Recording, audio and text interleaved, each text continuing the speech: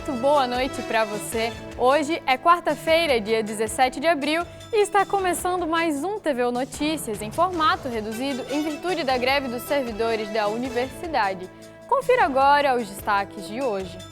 É oficializada a greve dos professores da UFRN. O rio Ponta de Serra volta a transbordar e alaga trecho em construção na BR-304. O programa Minha Casa Minha Vida vai beneficiar famílias potiguares em situação vulnerável. Primeira sessão do Cineclube Mulungu mistura cinema com autoria negra e indígena no Rio Grande do Norte. Agora são 6h31. O TVU Notícias está no ar.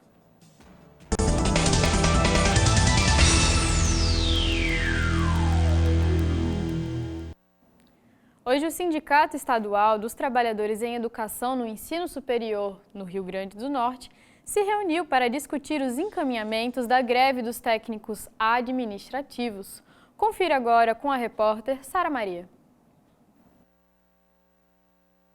Na manhã de hoje, o Sinteste, Sindicato Estadual dos Trabalhadores em Educação no Ensino Superior do Rio Grande do Norte, e o Comando Local de Greve realizaram uma Assembleia Geral dos Servidores Técnicos Administrativos da UFRN. Participaram da Assembleia cerca de 500 técnicos administrativos que aconteceu aqui, no auditório da Reitoria na Universidade Federal do Rio Grande do Norte. Para o integrante do comando de greve, Tiago Linca, as principais reivindicações da greve são a recomposição dos orçamentos das universidades, a revogação de instruções normativas do governo anterior e a reestruturação da carreira, que precisa de diversas atualizações.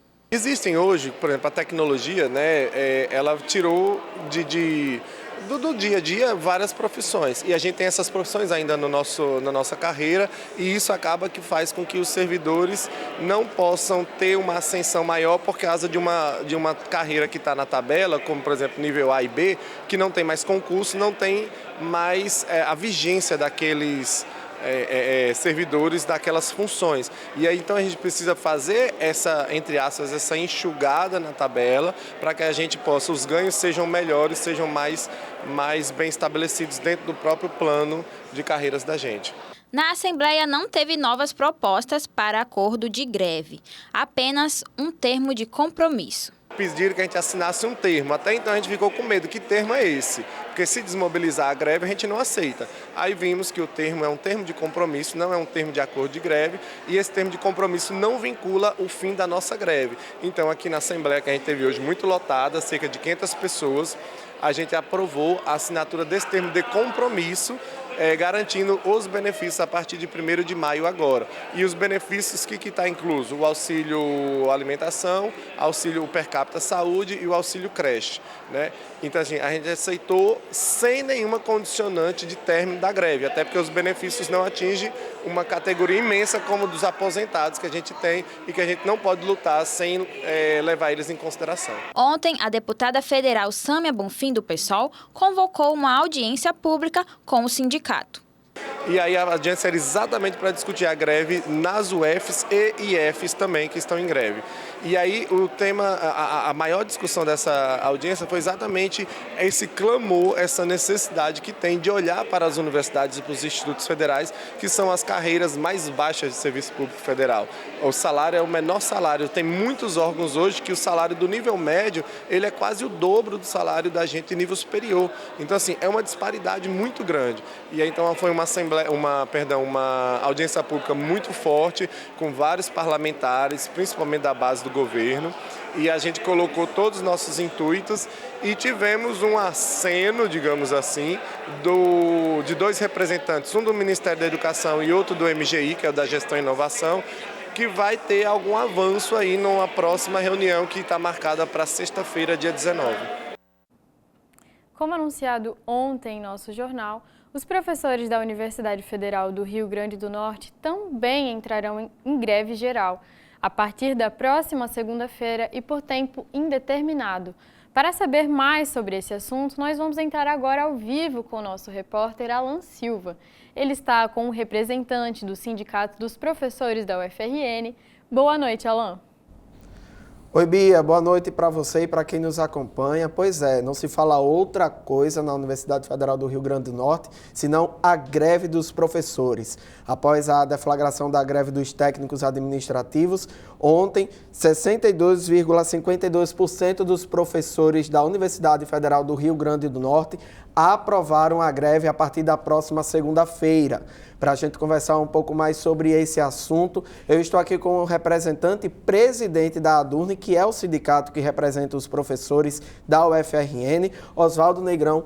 Oswaldo, seja muito bem-vindo ao TV Notícias. Obrigado pelo espaço. Oswaldo, quais serão os próximos passos agora com a deflagração da greve? Ontem foi deflagrada essa greve, aconteceu duas assembleias. A partir de agora, o que é que vai acontecer?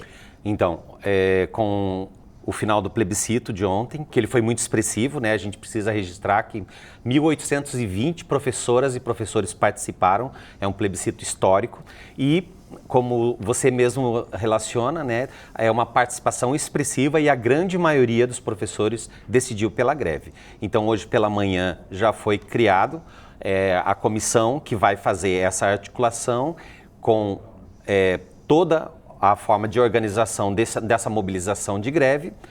À tarde, nós já participamos de uma reunião com a reitoria, porque formalmente nós precisamos fazer essa informação, né, levar esse ofício para o reitor e, na sequência, já a gente faz todo o planejamento e a programação das atividades que começam a partir da segunda-feira pela manhã. A gente já tem as atividades da greve por tempo indeterminado aqui na UFRN. Como foi que a reitoria recebeu a aceitação dos professores para entrarem em greve a partir da próxima segunda-feira? Por um lado, claro, com preocupação, mas do outro lado fomos bem recebidos, né, pelo reitor e pela pró-reitora de gestão de pessoas, porque é muito importante a gente esclarecer para a população como um todo que o professor não faz greve porque ele tem interesse de paralisar, mas sim porque as propostas que foram apresentadas pelo governo federal e principalmente pelo histórico de congelamento de salários que nós tivemos desde o governo Temer, né? Ou seja, os professores tiveram uma última negociação e reajuste em 2015. Depois veio o governo Temer, 2 anos de congelamento e a suspensão de mesas de negociação e mais 4 anos do governo Bolsonaro também de congelamento e sem qualquer forma de negociação. Então esse acúmulo, né, de vários anos sem qualquer tipo de reajuste trouxe uma perda que fica em torno de 40% na média, dependendo de onde o professor se encontre dentro da sua carreira, mas isso traz, né, um desestímulo muito grande.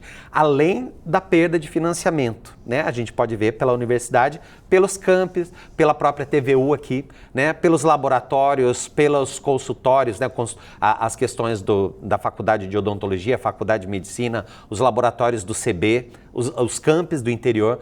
Então a gente tem um problema de sucateamento, por exemplo, equipamentos tecnológicos, né, computadores, microscópios, várias questões. Ele tem um tempo de vida útil limitado, né? Então esse desfinanciamento da própria universidade e diminuição dos recursos do MEC levantam, né, as necessidades dos professores fazerem essa mobilização. Oswaldo, você estava me explicando agora há pouco, antes de a gente entrar ao vivo, que a última greve dos professores da UFRN aconteceu em 2016 e demorou 2 meses para os professores voltarem às suas atividades normais. Quais são as principais reivindicações agora, nesse momento, dos professores? Então, são 3 elementos fundamentais. A primeira é a recomposição das perdas, a questão da reestruturação da carreira, que é um elemento necessário e fundamental, porque hoje, se a gente olhar na estrutura, né, de uma grade, de conforme como se compõe, se estrutura a carreira, o professor, principalmente que está no início da carreira, ele tem um valor de início de carreira pouco atrativo. Então, nós estamos tendo dificuldade em algumas áreas, por exemplo, tecnologia da informação, áreas da medicina, a gente não consegue, mesmo abrindo vagas para concurso, a gente não consegue colocar professores efetivos, considerando que hoje o próprio MEC, né, o governo federal, não paga o piso nacional da educação. Se a gente considerar as carreiras, né, de 20 horas, de 40 horas, eles estão recebendo início de carreira abaixo do que preconiza a própria o piso nacional da educação, né? Então fica um contrassenso. O governo federal faz um movimento para que municípios e estados paguem o piso nacional e o próprio MEC não está pagando o piso nacional da educação, né? Rapidinho, antes da gente encerrar, Sim. Os professores efetivos e temporários também podem aderir à greve. Sim, isso é uma dúvida que paira no ar, mas é importante a gente ter essa compreensão que os trabalhadores da educação, eles estão respaldados pela legislação trabalhista. Então, independe se o contrato é precário ou não, mas podem e têm sim direito à greve. Oswaldo Negrão, muito obrigado pela sua participação aqui na tela da TV Universitária. A gente espera que esse cenário seja revertido o mais rápido possível e que o calendário da UFRN também não seja prejudicado. E a gente espera, sim, que essa greve possa fazer efeito e trazer resultados positivos para essa classe dos professores aqui da UFRN. Bia, volto com você. É isso, Alan, é o que desejamos, né? Muito obrigada pelas informações. E hoje nós vamos ter novamente o nosso quadro TVU Comenta, que discute assuntos pertinentes para a nossa sociedade. E para isso já estou aqui com o meu companheiro de quadro, Lucas Aguiar. Boa noite, Lucas. Tudo bem? Boa noite, Bia. Tudo bem? Boa noite a você que está em casa. Eu queria saber, Lucas, o que é que o povo está comentando? O que é que está na boca do povo, Lucas? Então, Bia, como já foi falado aqui no nosso jornal, o que está na boca do povo é a greve da UFRN. Uma greve que era dos servidores e agora é dos professores. E aí a gente se pergunta como vai ficar a situação dos alunos. Essa é a grande questão. Então vamos ver o que os alunos estão falando sobre essa greve? Isso mesmo, Bia e Lucas. E agora eu vou mostrar para vocês o que o povo está achando da greve. Olá! Olá! Eu acho que a greve ela é importante de certa forma porque você precisa defender seus direitos, mas para os alunos é prejudicial porque a gente perde bastante das aulas práticas, das aulas teóricas, então é um período que a gente fica muito recluso do que a gente precisa estudar, então é um pouco complicado. Fiquei sabendo da greve, acho que foi ontem pelo grupo e realmente acho que vai atrapalhar bastante o cronograma, principalmente para quem é calouro que está iniciando esse ano, que esperava ter pelo menos aulas para dizer que está se formando alguma coisa. Olha, eu estou muito por fora, a gente não tem tanto assim um suporte de entender as informações, como vai se proceder, né? Eu sei que ainda vão ter as reuniões e tudo, mas a gente está bem assim, solto, né? Os professores estão adiantando tudo que podem, enchendo a gente de atividade e a gente está meio solto assim em todas as informações, né? Então termina nos prejudicando muito. Eu não gostei muito, mas assim, foi uma vitória decisiva de 60% das pessoas que participaram decidiram pela greve, então vamos ter que aceitá-la. Eu, como bolsista, vou ter que continuar vindo fazer a bolsa, tendo que continuar com trabalhos. Às vezes, mesmo sem os alunos, então pode complicar um pouco para mim. Mas é uma decisão democrática, então vamos aceitar, né? Pois é, Lucas, é isso que o pessoal está falando na rua. E um dos mais prejudicados, com certeza, somos nós, dos alunos, né? E a gente fica meio sem saber porque a UFRN, ela não falou sobre o calendário acadêmico, a gente não sabe como vai ficar. E é a primeira vez em mais de 20 anos que é uma greve com tempo indeterminado, né? A gente não sabe quando vai acabar, no que vai dar essas negociações entre as universidades e o governo federal. E é importante também ressaltar que a culpa dessa greve não é dos professores, né? É do próprio governo, mas, em contrapartida, os mais prejudicados somos nós, os alunos, que estamos dependendo do calendário acadêmico, estamos vivendo cada dia, né? E o mais importante, Bia, é entender que o que está acontecendo agora não é reflexo desse governo atual. Como já foi falado pelo especialista na entrevista com o Alan, é um projeto que vem acontecendo desde 2016 com o governo Temer e posteriormente com o governo Bolsonaro. Então a gente vê aí cortes na educação durante esses últimos 10 anos que resultaram nessa greve atual. Então, nesses últimos anos, a gente tem várias situações que colocam, né, a nossa educação em risco, como esses cortes, como a própria pandemia, quanto também algumas ameaças à universidade, né, a questão da privatização ou não. E aí, agora que a gente tem um governo que, aparentemente, em suas pautas tem também essa priorização, né, faz essa prioridade da educação, a gente se vê, né, vê que agora os professores, os funcionários estão lutando para essa recomposição, para que esse ambiente volte a ser essa produção de conhecimento científico, mas também de muita qualidade, né? Que não seja um ambiente sucateado. Bia, exatamente. Eu acho que esse governo, ele deu essa liberdade de poder fazer essa greve, porque nos governos anteriores, a comunidade acadêmica, os institutos federais, as universidades, eles não tinham essa liberdade. E agora a gente está podendo ter essa liberdade junto às universidades, aos institutos federais. Então, eu acho que isso também é resultado de um governo que ele está aberto para dialogar com a comunidade, porque a gente sabe que existem problemas e eles precisam ser resolvidos. Um problema é na questão dos bolsistas, por exemplo. As aulas vão ser suspensas, os professores não vão dar aula, mas tem bolsista que vai ter que continuar vindo para a universidade. Então, como fica essa situação? Como o pessoal falou no vídeo, ainda a gente está sem muitas respostas e a gente fica querendo saber o que vai acontecer. É verdade, né? Também as pessoas que vêm do interior, né? A gente sabe que a gente vai ter que pagar essas aulas, vai ter que repor essas aulas mais para frente e aí, de repente, alguns professores aderem, outros não. E aí a gente fica assistindo pouca aula agora, depois nas férias assistindo pouca aula também. E fica essa incerteza. Eu acho que a gente pode finalizar o nosso TVU Comenta com isso, né? Que os alunos estão agora na incerteza. Estão na incerteza, mas eu acredito que os alunos devem se somar também aos servidores e aos professores, porque é uma luta coletiva, são reivindicações e causas não somente dos professores ou dos servidores, mas de toda a universidade, das universidades, dos institutos federais e da educação pública do Brasil.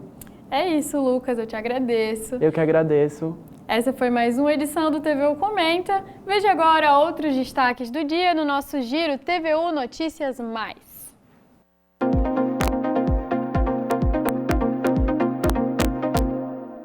O rio Ponta de Serra, que causou o desmoronamento de uma ponte no município de Lages, voltou a transbordar e alagou o desvio em construção na BR-304, que faz parte da malha viária do Rio Grande do Norte. A rodovia já estava comprometida pelo desabamento da ponte desde o dia 31 de março, em decorrência das chuvas. O ministro dos Transportes, Renan Filho, decretou estado de emergência e anunciou o prazo de 15 dias para a construção de um desvio. O Departamento Nacional de Infraestrutura de Trânsito informou que a construção da ponte levará de 6 a 12 meses para ser concluída. A Câmara Municipal de Natal aprovou um projeto de lei através do Executivo Municipal, que prevê a criação de um cadastro de pessoas condenadas por pedofilia, a fim de ser utilizado de forma a prevenir e proteger crianças e adolescentes do município. Com acesso restrito, será disponibilizados às autoridades para identificar crimes. O cadastro é uma intervenção e prevenção prévia ao abuso infantil. Houve uma redução de 100% no número de óbitos decorrentes de acidente de trânsito por excesso de álcool, conforme o balanço divulgado nesta quarta-feira pelo Comando de Policiamento Rodoviário Estadual. As ações voltadas para as operações da Lei Seca no Rio Grande do Norte e as campanhas educativas sobre conscientização quanto ao consumo de álcool e direção foram apontadas como algumas das razões para essa diminuição de acidentes fatais.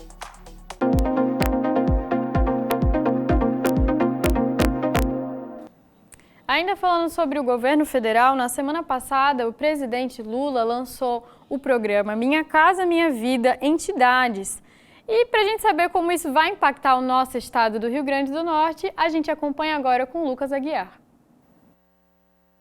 Olá para você que acompanha o jornal TVU Notícias. Na semana passada, o presidente Lula fez o anúncio de 112 mil casas do Minha Casa Minha Vida. A situação aqui no Rio Grande do Norte, a gente vai ter uma conversa com o Wellington Bernardo, que é do movimento de luta por moradia popular, e vai explicar como vai ser a situação do Minha Casa Minha Vida aqui no Rio Grande do Norte. Wellington, seja muito bem-vindo ao TVU Notícias. Fala um pouquinho sobre o Minha Casa Minha Vida para o pessoal que não conhece o Minha Casa Minha Vida. Bem, o programa Minha Casa Minha Vida, ele foi lançado na prática o ano passado, através da modalidade chamada FAC, a Fundo de Arrendamento Residencial. E este ano, no último dia 10, o presidente Lula sancionou a lei que garante, através de uma nova modalidade do Minha Casa Minha Vida Entidade, que é para as entidades, os movimentos populares, as cooperativas, poderem acessar o programa para os seus sócios. Então, isso nos traz hoje uma nova realidade, que vai nos beneficiar os nossos sócios. Então, esse programa retoma e com um impulso maior, tanto que este ano foi selecionadas aqui no estado, só na área urbana, 1.600 novas moradias para essas entidades. E fala um pouquinho do movimento. Vocês estão com quantas ocupações aqui em Natal e de que maneira o Minha Casa Minha Vida vai resolver a situação das ocupações? Bem, em Natal hoje nós temos 8 ocupações, que totalizando em torno de 700 famílias. São ocupações que estão localizadas na zona oeste da cidade de Natal e zona norte.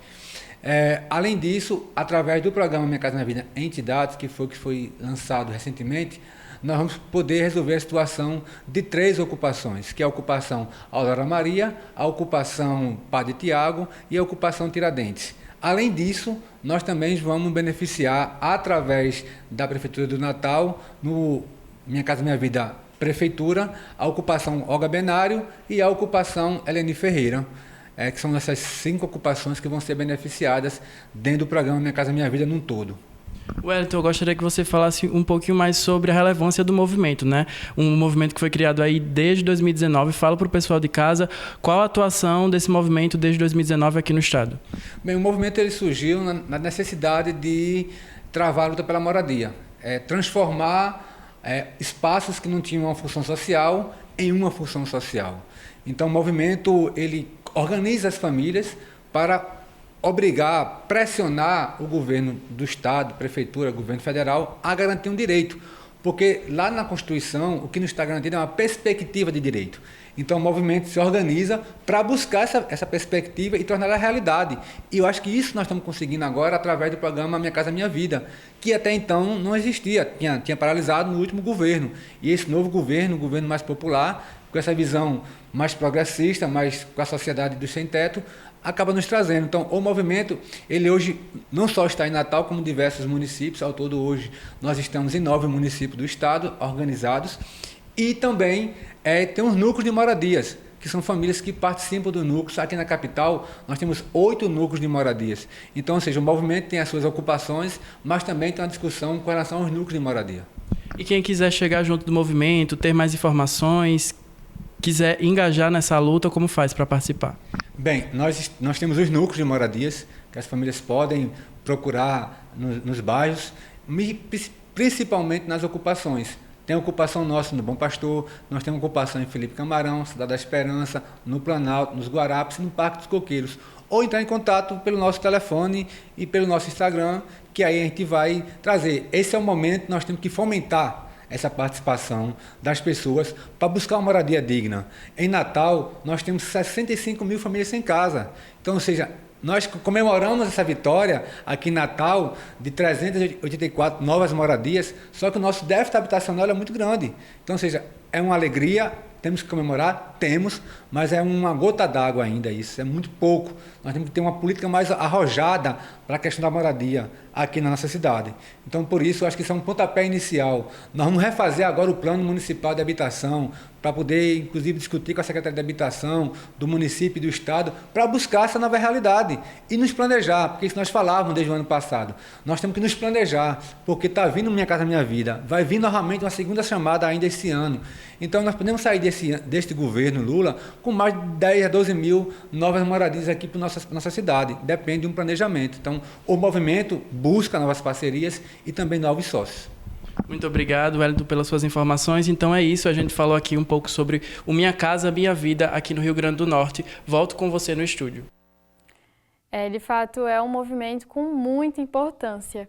Agora, falando sobre cultura, amanhã no Departamento de Comunicação da UFRN acontece a primeira sessão de filmes de 2024 do Cineclube Mulungu, que tem o objetivo de exibir filmes de autoria negra e indígena aqui do nosso estado.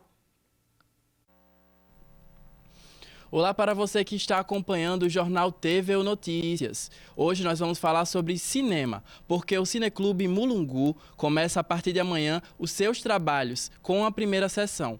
E para falar sobre isso, eu estou aqui com o Antony Rodrigues, representante do Cine Mulungu, que vai falar e convidar vocês para participar dessas exibições. Seja muito bem-vindo, Antony. Fala para o pessoal de casa o que é o Cineclube Mulungu.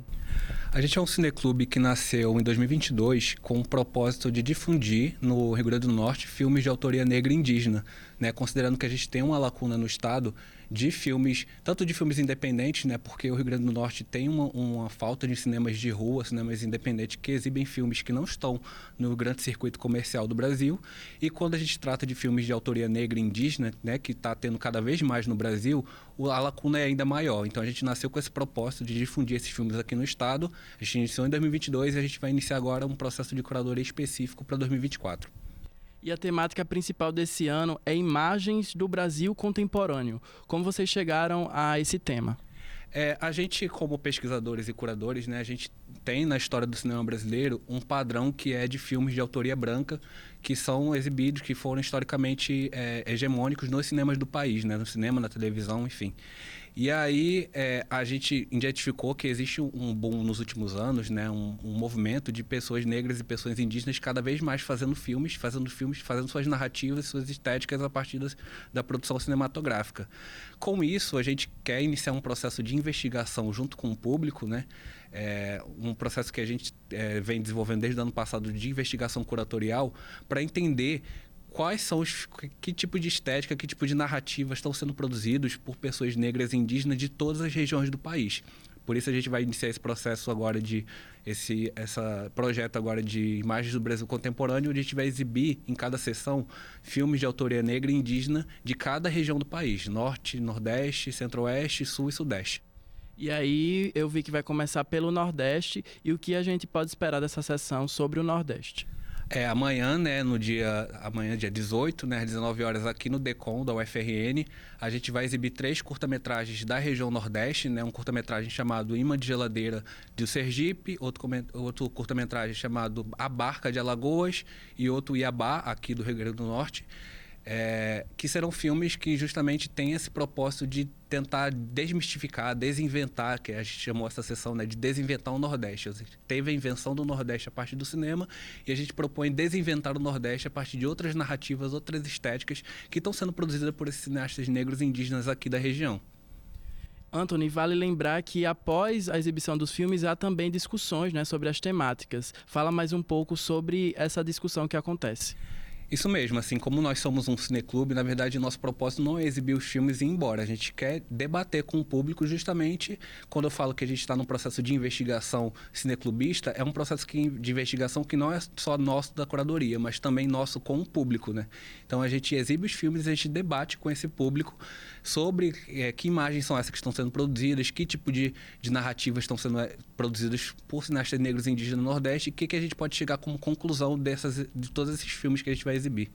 Anthony, muito obrigado pelas suas informações. Então é isso, amanhã às 18 horas no Departamento de Comunicação Social aqui da UFRN, fica o convite para você aí de casa, não vai perder. Vale destacar que o projeto também tem o apoio do Governo Federal e da Prefeitura de Natal por meio da Lei Paulo Gustavo. A seção Desinventar o Nordeste também tem uma parceria com o projeto Mostra a Monstra do DECOM. E é isso! O TVU Notícias vai ficando por aqui. Vale salientar que você também pode participar enviando sugestão de pauta ou denúncia para o nosso WhatsApp ou e-mail que aparece aí na sua tela. Lembrando, os demais programas da TVU estão com exibição suspensa em virtude da greve dos servidores da universidade. Fique agora com as notícias nacionais do repórter Brasil Noite. Boa noite para você e até amanhã.